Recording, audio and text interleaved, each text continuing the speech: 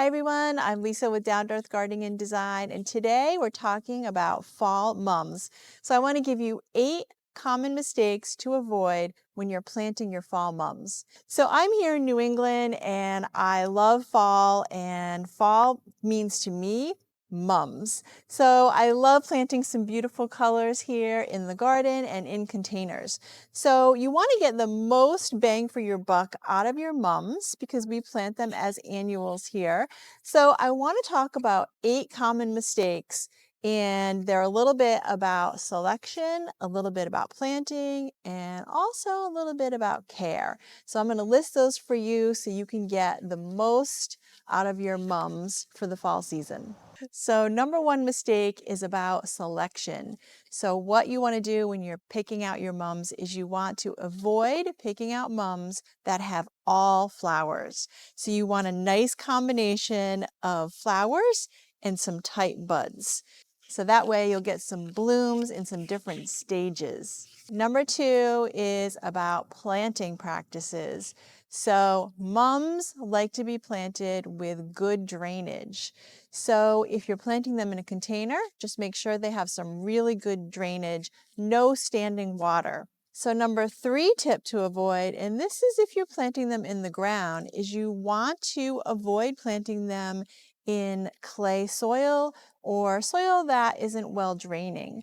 So if you don't have some nice garden soil, then what you want to do is you want to add some, and you can do that by adding some nice topsoil or also adding some nice compost in there. Just make sure it's well draining and they're not sitting in water.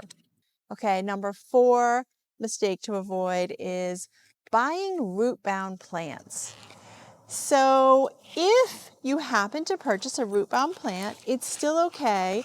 And what you can do to rectify the situation is, you can see this is a little bit root-bound, soak this in some water. So I just take a bucket of water and I soak it in the bucket a little bit before I'm going to plant them. Okay, number 5 mistake to avoid is not deadheading your plants. So we're moving into some mum care now. And when you have some spent blooms, and these are all pretty fresh, but just for purposes of showing you, you want to deadhead your blooms. So I like to do this daily or every other day. And really, you're just going to be pinching off the spent blooms, and it's going to encourage some new growth. So that's really going to keep them going. And then number 6 is we want to talk a little bit about watering practices. So watering, you want to water them daily if they're in containers, and you want to water them right at the base.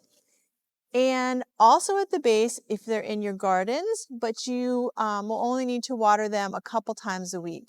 So watering is really important, and what you can do is you can put your finger down into the soil 1 or 2 inches, and when it's dry, that's when you want to give them a good drink. Now, you don't want to underwater, and you also don't want to overwater. So remember, they don't like to be soggy. Okay, let's give this red mum here a little bit of attention because it's so beautiful. When we talk about number 7 common mistake is not fertilizing your mums. So they will need some fertilizer because they're putting a lot of their energy into flowers. That's why we purchase these beauties. So you do want to fertilize them every 7 to 14 days, so weekly or bi-weekly. And I just like to use a water-soluble fertilizer and put it right into my watering jug. Okay, number 8 is perhaps one of the most important when you're selecting and planting your fall mums. And that's about timing, because really you should be getting a good 8 weeks out of your fall mums. So a mistake to avoid is planting them too late. So don't wait until it's too late for your mums. You want to get the most out of them that you possibly can to celebrate fall and dress your home up for the fall. So what I like to do is count backwards from when we get our first frost. And typically that is around the 3rd week in October, so mid to late October. And this really depends on what your planting hardiness zone is. And then I'm going to count back 8 weeks. And so for us, the latest that I like to plant my mums is the end of August.